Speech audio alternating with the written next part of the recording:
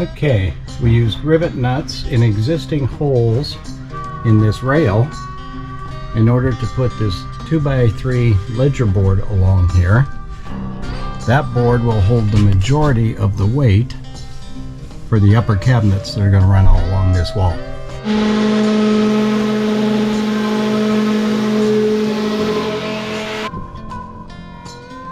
Go right in there. You want me to hold that while you put on the top?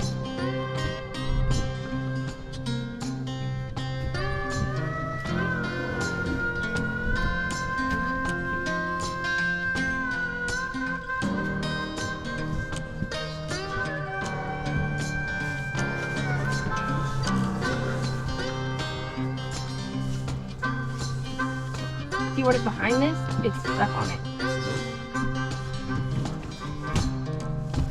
So Marisol made this template yesterday. Panels that go in the back columns.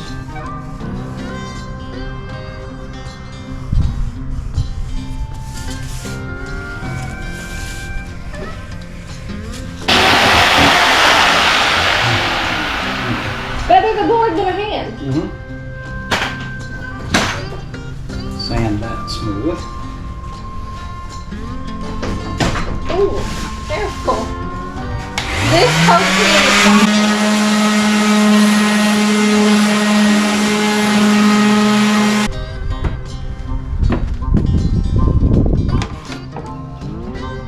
To go on that side or this side? This one.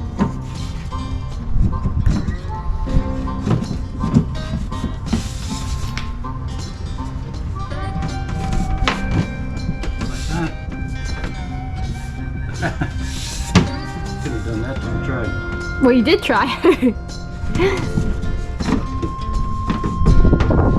Probably take a little off the top. No. So I can go up in there. That actually fits right in there. Perfect.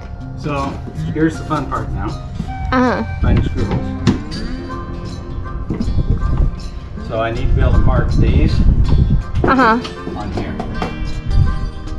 So we have our board made that's going to go back in here, cover up these holes and make it look better. We want to use the existing screws in order to locate the holes on this. Where we put the screws in the holes most of the way in. We're going to put a little dab of black paint on the top of each screw, and then we'll get the board where it goes and push back on it and hopefully mark where all the screw holes need to go on the back of this board. Alright, now we have our places to drill our pilot holes for our screws. Perfect.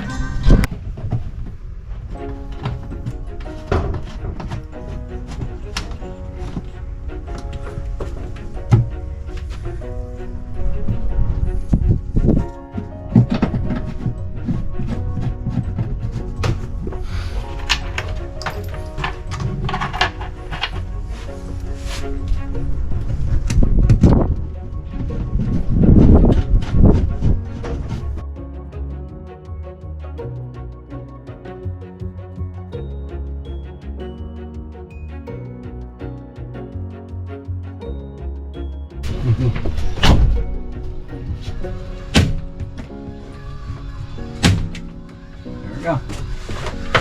Yay! So what is this? Those are backer boards so you don't see all the insulation and everything once we finish building out the cabinets. Right below the line, right? I think so. Should be right there. I've got like some overhang. Is that cool? Doesn't that one? Yes. Okay, that's cool. So when you're doing this by yourself, the easiest way to do that, you want to push it up now before you put that one in. Yeah. Is just kind of put your knee up under it. Do you see how short my legs are? I have to reposition here. You need Like longer. as far to the end as you can get. Because you got more leverage. There you go. Like that? Yep, and I'm put that end one in first. Or at least one close to Like that. here? Yep. Is it in the right spot? Yep. Okay. Is that a good You height? got to angle down. So it's you're a little. You're pointing out. There you go. Is that a good height? Yep.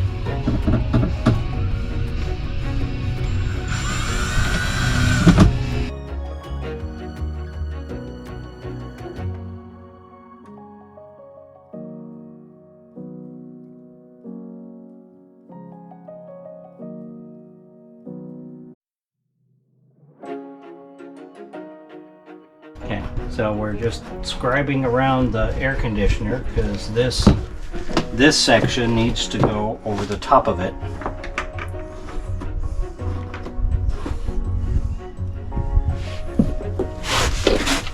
You get that? Yeah. So with these flat carpenter pencils, you just lay them flat against what you're trying to use to draw a line with, and you just run it down the edge. There you go. So now we have a line marked on this board. We can go cut out.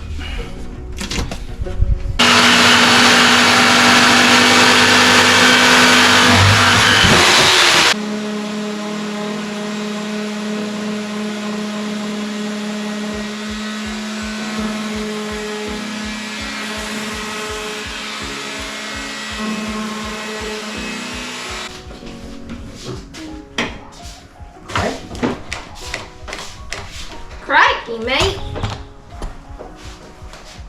Good day. Good day. Good day, mate.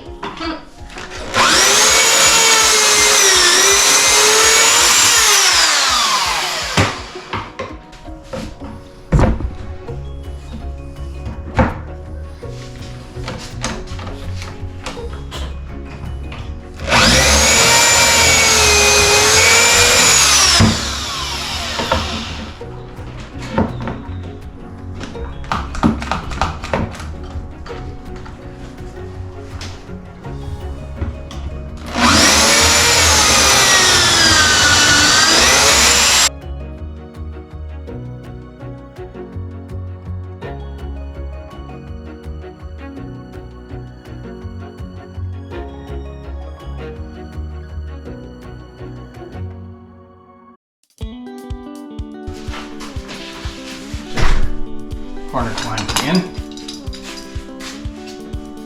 You have our glue? You're not. Well, I could mark it first.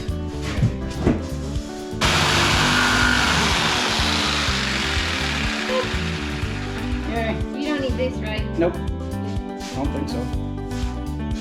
I think it's too small to even use. Yeah, I could cut some more blocks out of it.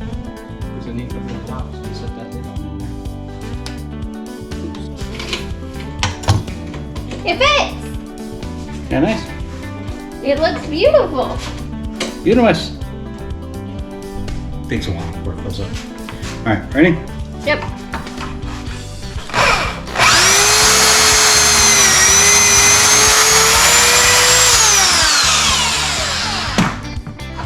Scoot it over. Like that? Yep.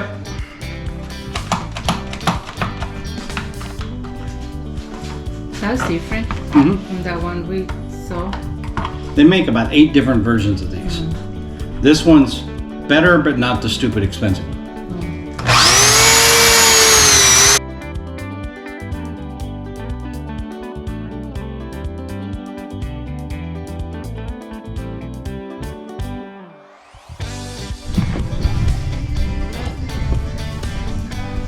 It works, mate. Now it's time to cut out the subfloor to make a place for the shower pan. That's that corner. I want to mark this corner and then we'll worry about straightening it out. Make sense? Yep.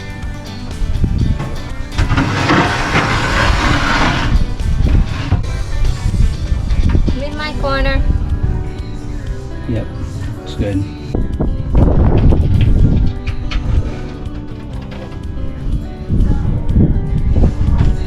Okay. Now let's move that out of the way again.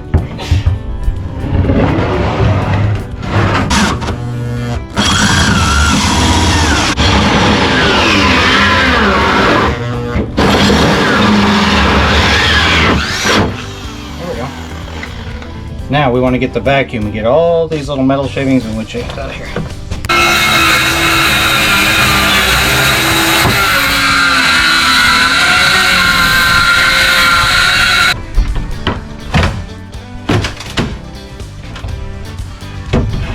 There we go. Now we want to get all those metal shavings out.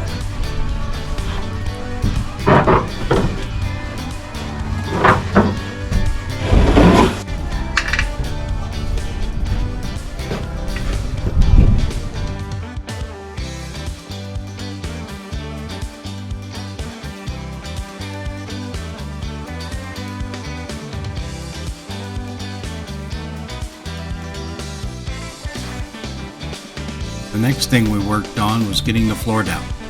We built this framework first. It's glued down with PL6 glue and screwed together with Craig screws so they don't stick up through the flooring.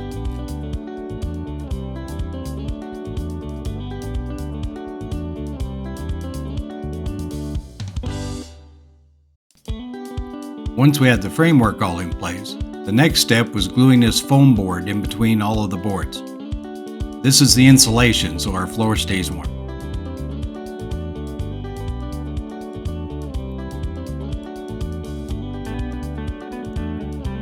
Like in a lot of places on this project, Natalie was very helpful. We did an assembly line process with these. I measured and cut, and then Natalie glued them all down.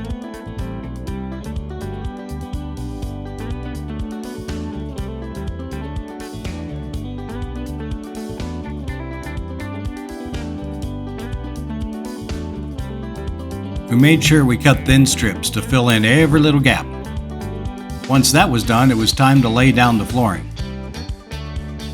This is a waterproof laminate flooring.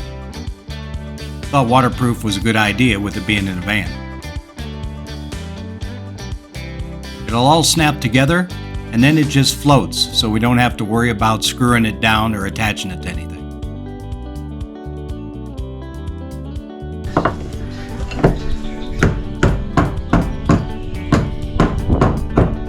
It takes a little bit in a van because there's a lot of things to cut around.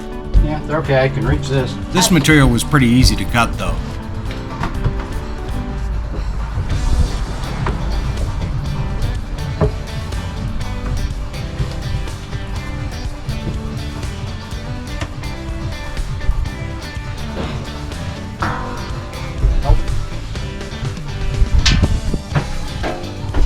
You want this in regular camera? That's how I see it fits. There we go. It fits. Here's your sharp end.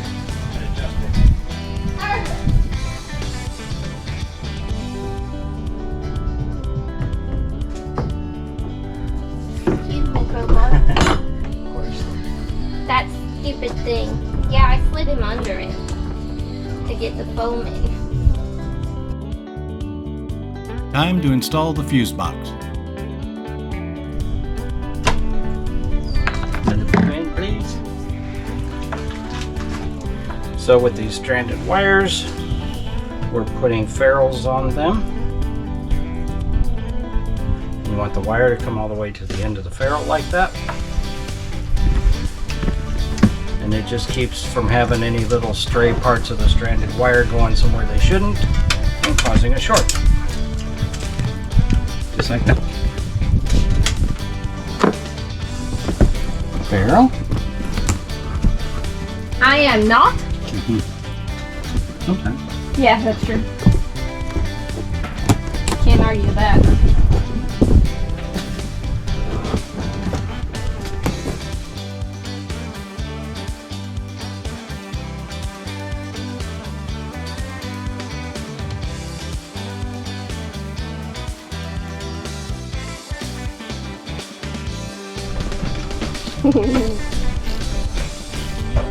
So what's that wire?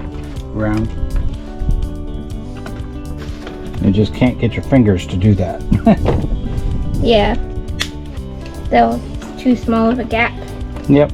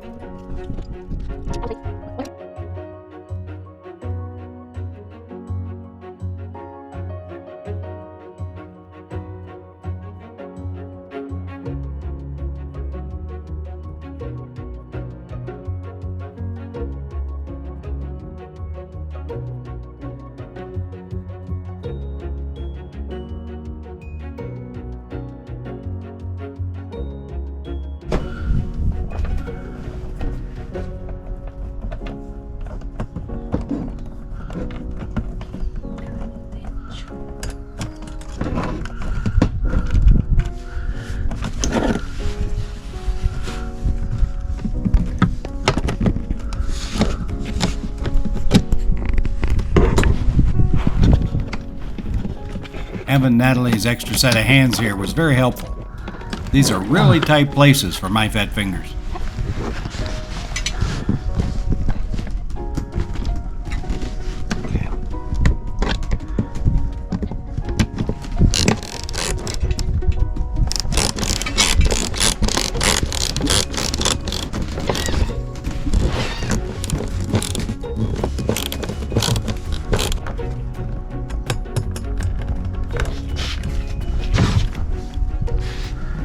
When you push these wires into blocks, you want to make sure they're all the way in, but not too far because you don't want the insulated part of the ferrule under the screw. You want the screw right on the metal part.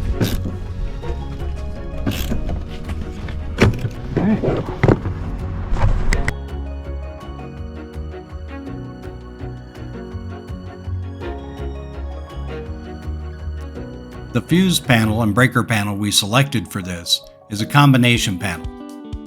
So it does the 120 volt and the 12 volt all in one panel. Makes it much easier if you have an issue down the road and you have to try and solve it.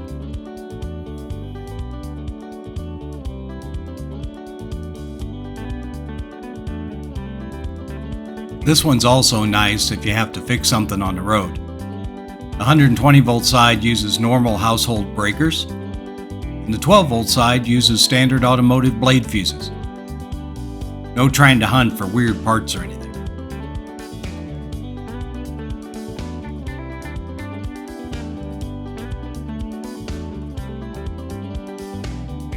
The marine grade wire we picked is perfect for these type of installations. The stranded wire is made for vehicles, boats specifically, but it makes it great for van builds as well. The thing with these stranded wires, you want to make sure you don't have a single strand sticking out sideways that could short on something. That's the reason we put ferrules on all of these, just to make sure there's no flyers that are going to cause a problem. Once it's all done, it looks pretty neat.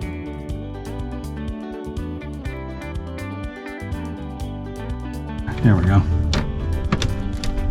Yeah. And then you do that and it opens.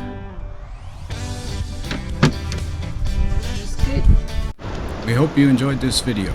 Don't forget to like, subscribe, and turn on notifications so you don't miss future videos. Thanks for watching.